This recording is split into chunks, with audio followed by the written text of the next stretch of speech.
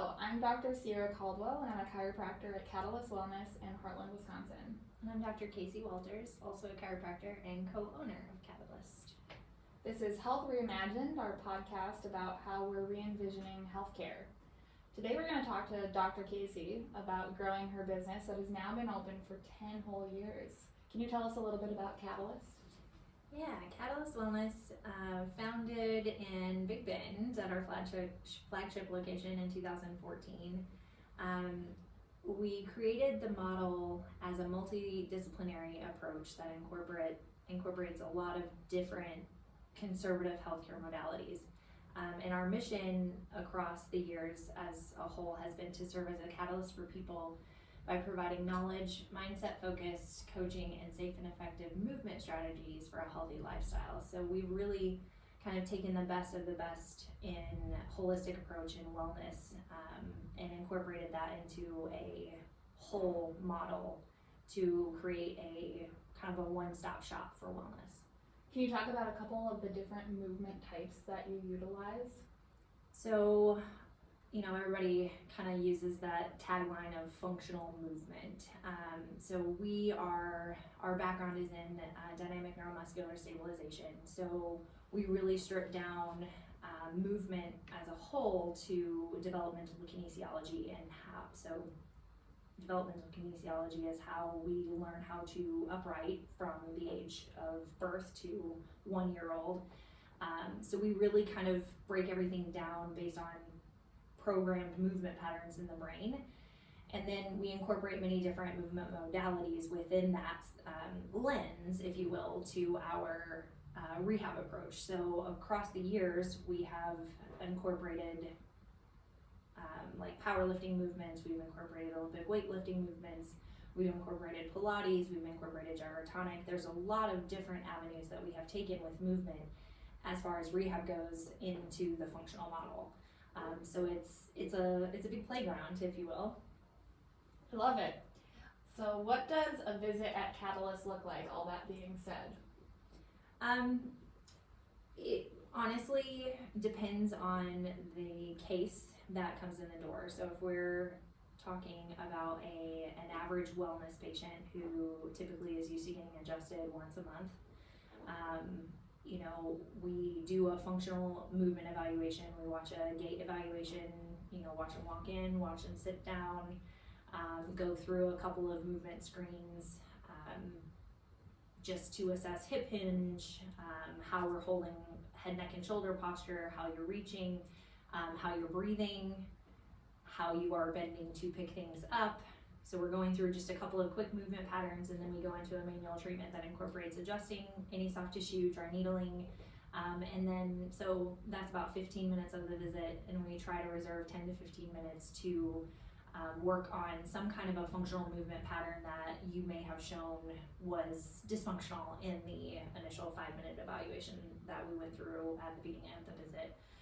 So we're really trying to create that, again, whole body treatment to where we're not just adjusting and sending out the door. We're really addressing the functional capacities of our patients that keep them moving day in and day out when they're not in the office.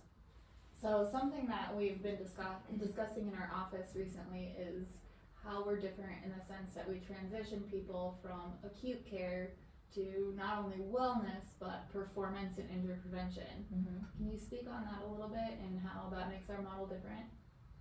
Yeah, so it really starts with education, in my opinion.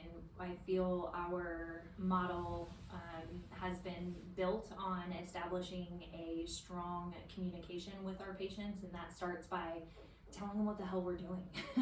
Because if you're just treating and not educating the patient on what the problem is, and just because it hurts in the shoulder doesn't mean that it's in the shoulder, that's the first piece of the puzzle. And I'll use the shoulder for example, once you tell someone that their shoulder pain is being caused because their posture sucks and they can't keep their shoulder blade on their rib cage and they can't breathe right, so they're not using the right muscles to do so, it opens up this entire conversation of questions and awarenesses, that's a word, right?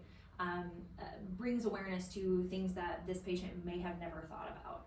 So then they've now graduated from, okay, I'm not here just for an adjustment. I am learning about the things that are affecting me and causing me to feel this way.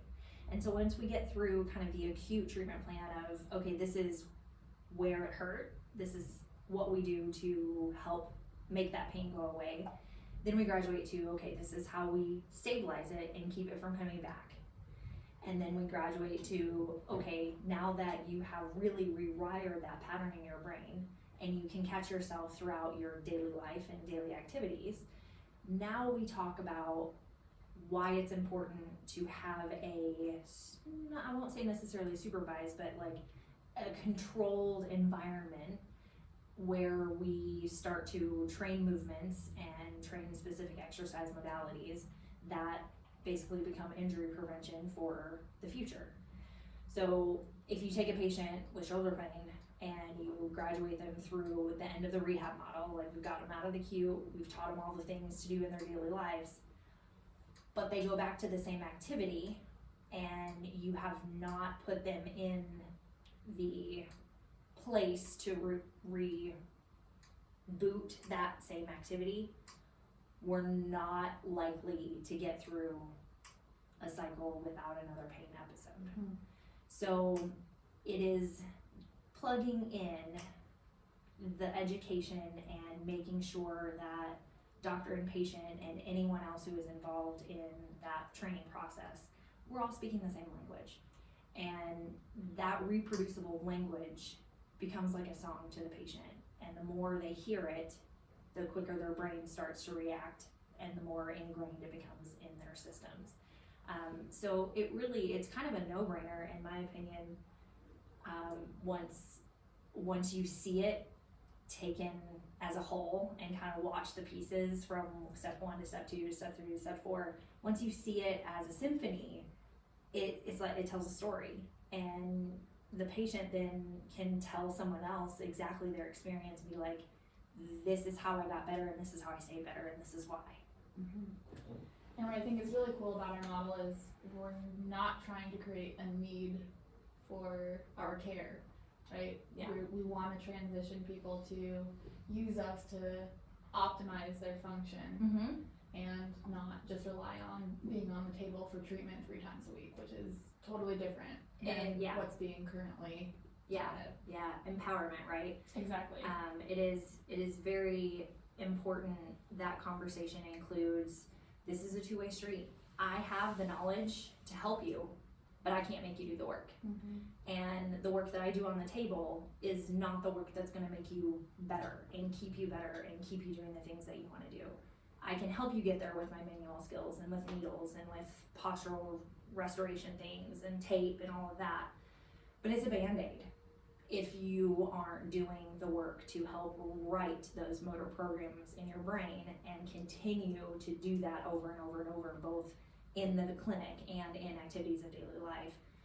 We don't get past that kind of subacute care because we get stuck in the reliance on manual care, and then the patient kind of gets lackadaisical and doing their own stuff. So it is about patient empowerment and encouraging them and continue to encourage them across the span of the visits, because you're a team effort, and that I think is what a lot of our patients really enjoy, because we're not only their physician, we have created a relationship that shows we are invested in them as people, and we believe in them, and we're cheerleaders for them, and we want them to do everything that they want to do pain-free. I think the other really interesting thing is that we look at more than just pain, right? We're looking at function, we're looking at nutrition, we're doing a deep dive into the cause of their pain or their dysfunction, which is totally different. Like, most people don't have the time in their schedule or make the time in their schedule to take an hour with a patient to do a new intake. Mm-hmm. Which is what I think really makes the difference long term, because you're addressing all of the places that dysfunction could be coming from. 100%.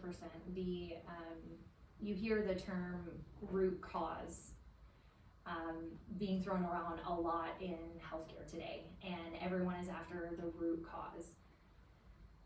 Unfortunately, Western medicine is not in a place in the way that it's structured with all of the corporations these days that our traditional medical doctors have the time freedom that they used to whenever small private practices were around.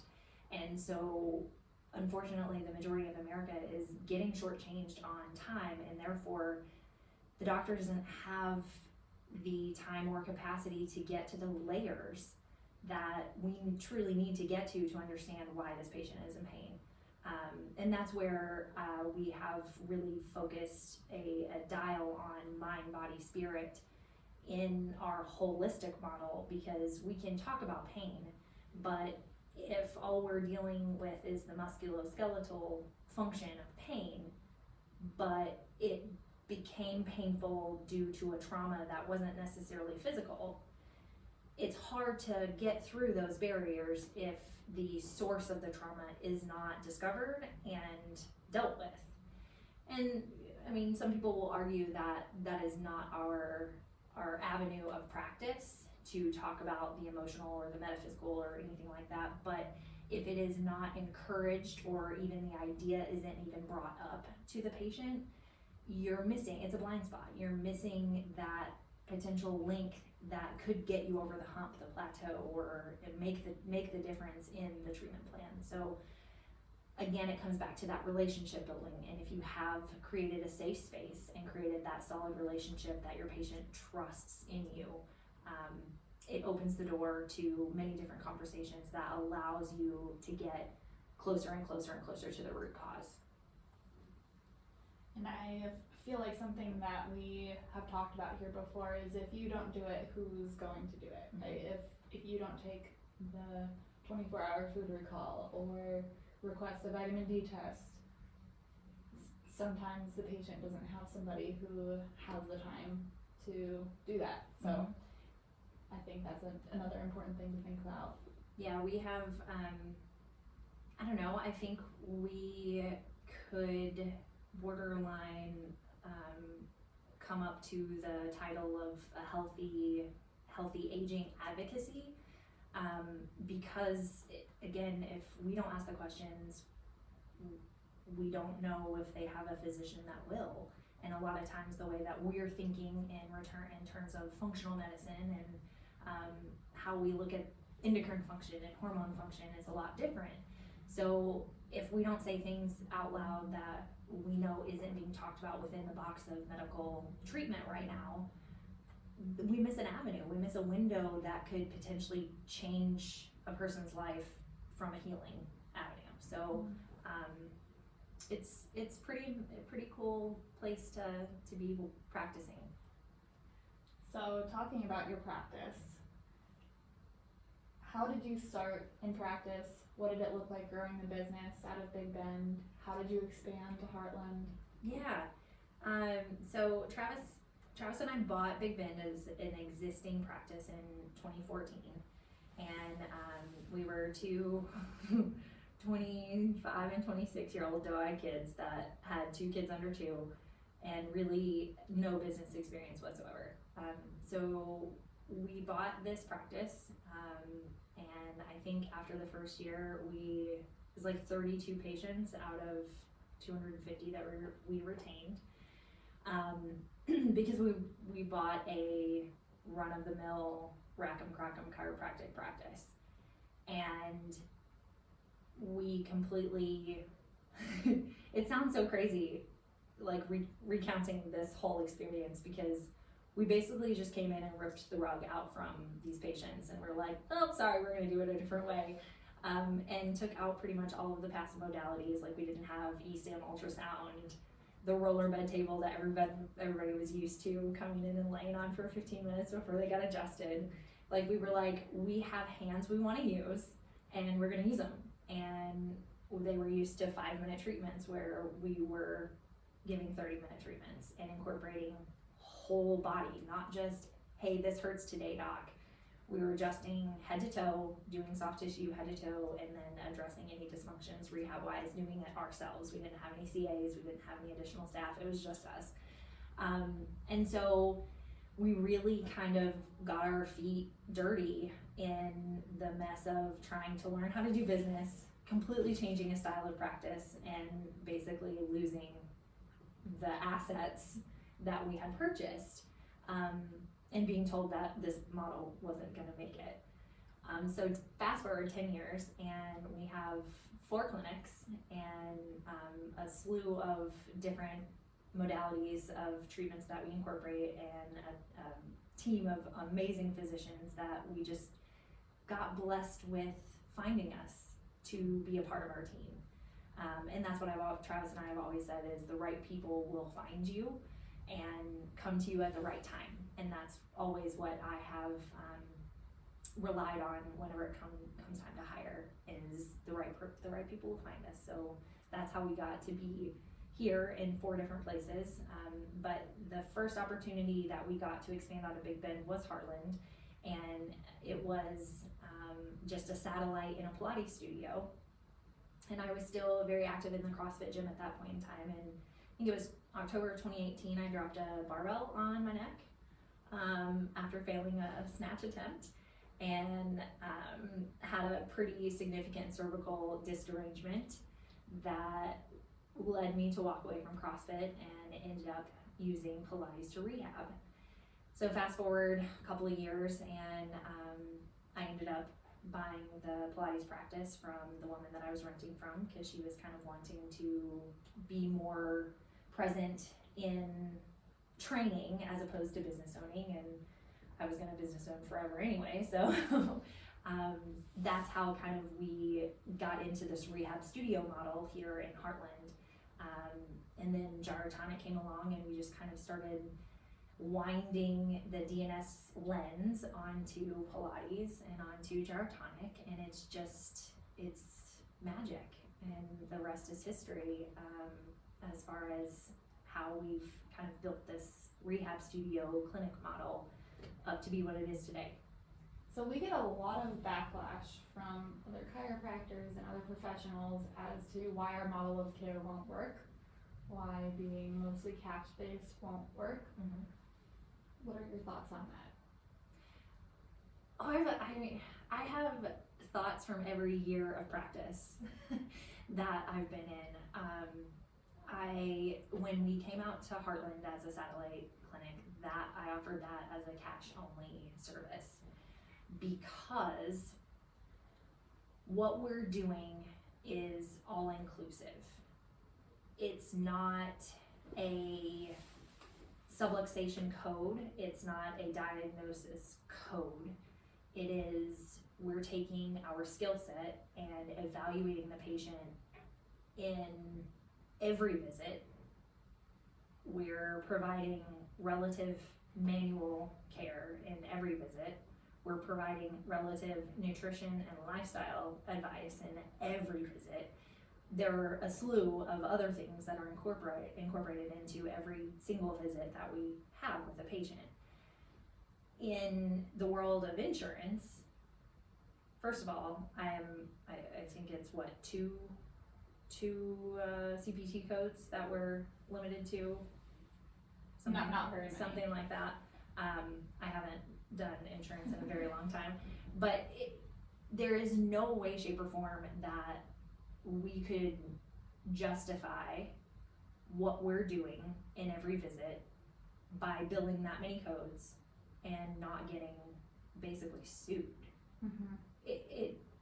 The quality of service that you're getting out of how much we put in,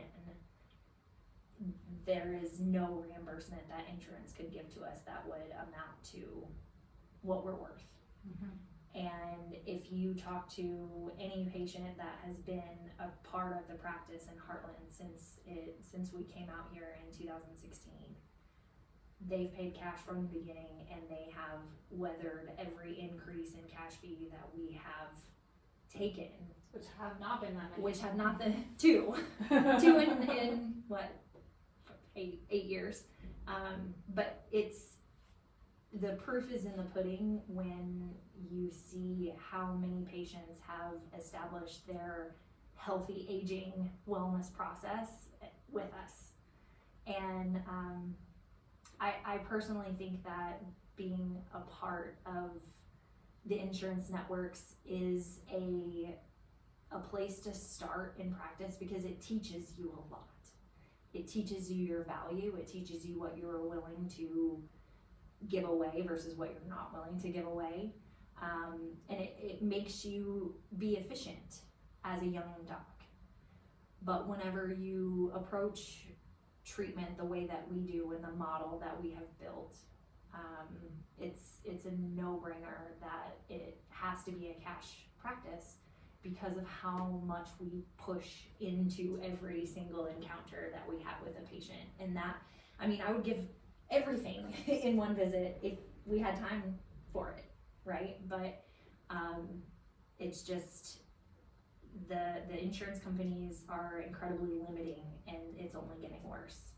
And so from a business model, when you want to provide a hands down, this is the best quality that you can get, it's going to be a cash model.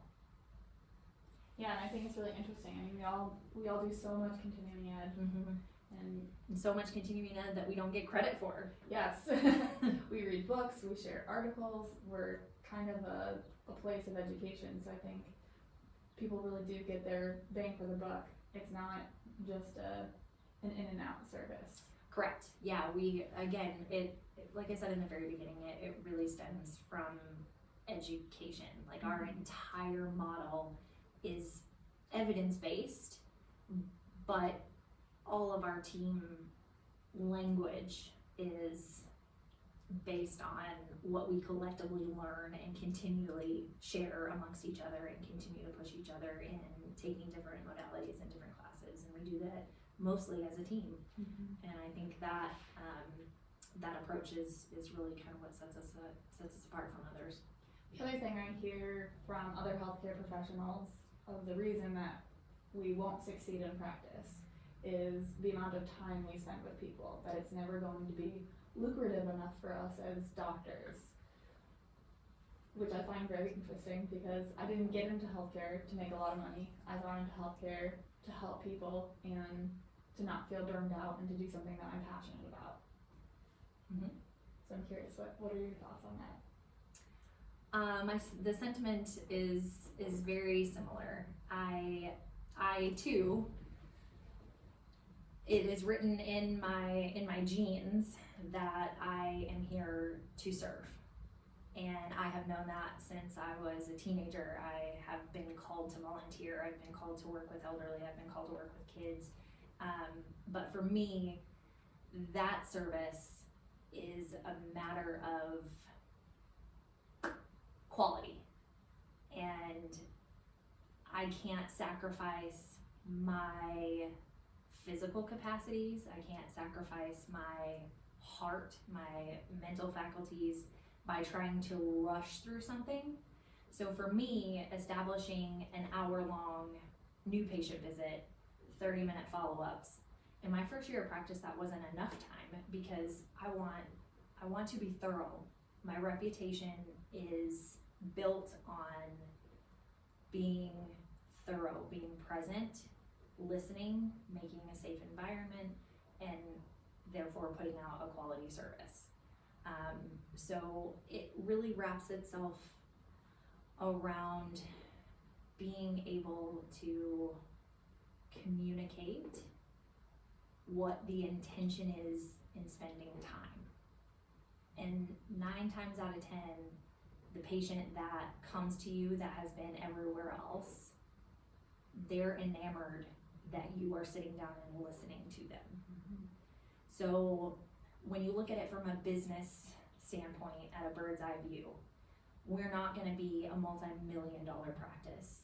This kind of mid-volume where we're spending 30 to 45 minutes with patients, and you're seeing maybe 9 or 10 patients a day instead of 40.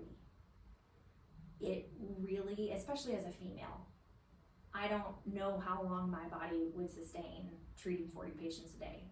Back in my first 5 years of practice, I would treat anywhere from 15 to 20 patients a day at 26 years old and be exhausted. So you do that for 10 years, even feeding 15 to 20 patients a day. You do that for 10 years and you're kind of burnt out. So being able to charge for what our skill set within that all-inclusive visit is worth, and scaling down that number to what our bodies can tolerate, what our minds can tolerate, it makes a sustainable living, in my opinion. Now, I don't have, I guess, expensive taste. I don't live excessively outside of my means. I try not to, but I truly believe that what we're doing and the quality of service and the style of practice that we subscribe to, we are getting both sides of, I guess, pay for our service. We're getting to reap the benefits of helping people live a healthier lifestyle. People come in every day and say, you changed my life. I get to do this now. I can do this because you helped me do this. And then we get paid to do it. So I think on the income side of things, we are richer than somebody who gives away an adjustment 40 times a day, because we have invested in so many different avenues of people's lives that then in turn give back to us on top of being paid to do our job. So if you look at it from a holistic approach, it really feeds the mind, body, soul, and allows you to pay your bills for your family and put food on the table. So how do you foresee this healthcare model taking hold going forward outside of Catalyst? I think that there has been a significant shift since COVID in general. You see a lot more of the integrative medical doctors popping up in these like concierge practices, that they're stepping away from insurance and they're doing kind of like private member associations to have access to a physician who will write in lab orders whenever you need to. So I think you're starting to see that shift in the mindset of other physicians as a whole, which is helpful for what we're doing. But I also see the flip side of the patient involvement. You have a lot more empowerment for society to be involved and to be actively advocating for themselves and their health, both in and out of the doctor's office. So you have a lot more of society that are looking for alternative ways, that are looking for things that are accessible to them and tools and resources that they are asking for responsibility to take on for themselves. Mm-hmm. We are a wealth of knowledge in that aspect, and we're also the only ones that are giving them the time in that same regard. So outside of the practice here, I see that kind of encouraging other young docs who are coming out to look at the model and say, I have these skill sets already. I don't have to invest anything more to create a multidisciplinary approach. And so I see perhaps maybe a little bit more of a networking of sorts of these kinds of multidisciplinary facilities around the world, kind of working together for the common goal of creating this safe environment that offers a lot of different viewpoints from one place. You're seeing it, like I said, with concierge docs, but you're also seeing it in like dentistry and optometry. They're starting to incorporate functional nutrition plans for healthy eye aging. So you're seeing these little pockets of I guess all-inclusive types of treatments coming out of every different professional service industry, a little bit more every year now, since we're really realizing that patients want to be in control and they want more say in their healthcare. Yeah, and I definitely think it's becoming a more empowering environment, and it's also asking more of the patients. Mm-hmm. That, if you want to have cavities filled, okay, but where did they come from? Mm-hmm. For example, in dentistry, they mm-hmm. talk a lot about nutrition and the acidity of the mouth, things like that are becoming more common, which I think is a awesome shift. Yeah, it's very fascinating, just to see how many different places in healthcare, you can ask questions and get to a different layer of dealing with healthcare than what we could before. And also, we're learning more about some of these chemicals and how they're affecting our organic systems within our body. So there's more awareness around that, and people are asking for more things that have natural sources.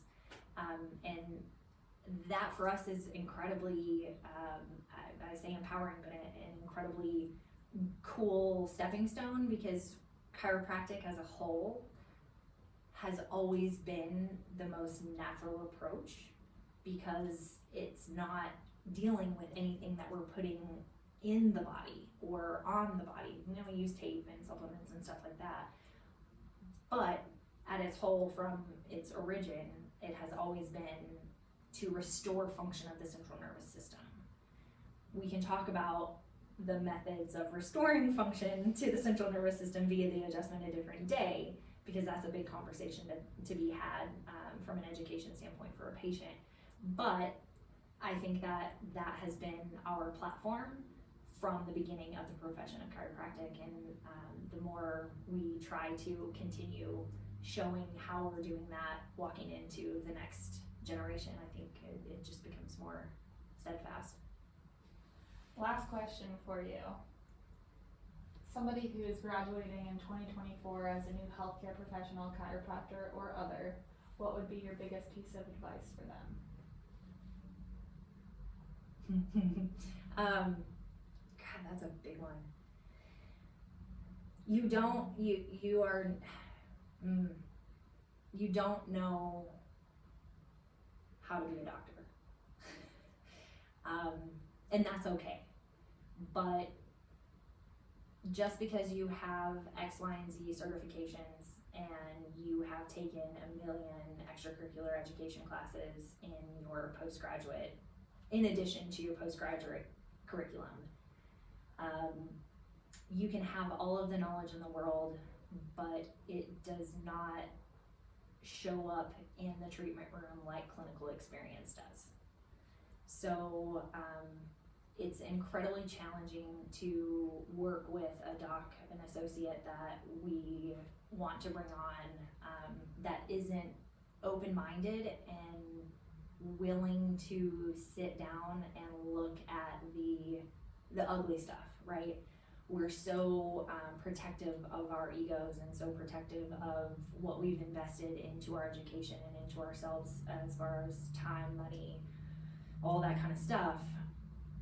But what we fail to see is, if that is the focus when we go into our first year of practice, we're not showing up for patients in the right headspace. And out of school, because I remember it, but I was going into business for myself, and as a child of a parent who ran several different corporations over the course of the time that I grew up, I knew what that meant. Going into business for myself was not winning the lottery. It was an uphill climb that may or may not pay me within the first 5 years. And looking at that as a doc who is graduating, who is going to go into an associate position, or, you know, I'll talk about business ownership from that standpoint at a different time, but it just, we lose sight of the why we're doing this and get fixated on worth. And as a business owner, what I'm offering you in your first year of practice says nothing about your worth. It says something about your clinical experience and your skill set, and the knowledge that you have is foundational, and you can take that and put it into the treatment room. And the more times it goes into the treatment room, the more shaped and refined it becomes. And that refinement is what blossoms into growth. And that growth leads to more patient encounters. And more patient encounters leads to more pay and more clinical experience, clinical pearls. So there's this trajectory, I think, in graduates' heads that, you know, you start here and I'm gonna be here by this point. And it does not take into account all of these peaks and valleys that happen along the way. Like you and I have talked several times about what happens when you take 2 Thursday, Fridays off in a row. Mm-hmm. And what happens to the flow of a treatment schedule. It still happens to me as a doc in 10 years. You know, I take 2 weeks off to go to a DNS course and abroad, and I come back, and yes, I have my steady flow of people that I have on a weekly basis, but sometimes the schedules don't align and I don't see, you know, wellness patients for 6 to 8 weeks, and that's, you know, 20 patients that I've lost out on in a month because of the way that the schedule falls. So there's a lot of nuances that come into what practicing looks like that you don't have any idea about as a graduating doc. So, you know, I think that it's just coming to the table with humility and being willing to have open ears, open heart, open mind, to learning, to continue to learn in your first couple of years of practice until you really get a feel for the flavor that is your own. And then you start building that, and you build your raving fans that love your flavor and they talk about you, and then you either continue building your practice within the associateship or you build your own. And you know, there's so many different avenues, but I think the biggest lesson to take away from that would be starting with a little bit of humility and patience to get your feet wet. And I will add, I think trusting the process and being able to communicate effectively, whether it's with your employer or your patients, is one of the biggest things to take away from the first few years of practice. And it's okay, it's up and down for sure. Yeah, and your communication skills, they suck. You don't know what you don't know what you don't know, and not know two people communicate or process or hear the same things. So you have to have a very wide and varied vocabulary and be able to interpret people's reactions and not show emotion and not take it personally. It's just as much a psychological adventure as it is a complexity, thought process and differential diagnosis and all of that kind of stuff. As a physician, you're also having to deal with pain science, your own psychological presence, your own ego, what you feel about yourself, what you think your patients feel about you. Like, there's just so many things that happen in every encounter with a patient, and it becomes a symphony over time, but it takes time. Well, hopefully we gave you guys a little bit of insight as to what our podcast is going to be about, the things that we're going to continue to discuss and explore. Until next time, I'm Dr. Sierra. And I'm Dr. Kacie. And we'll see you in about a month.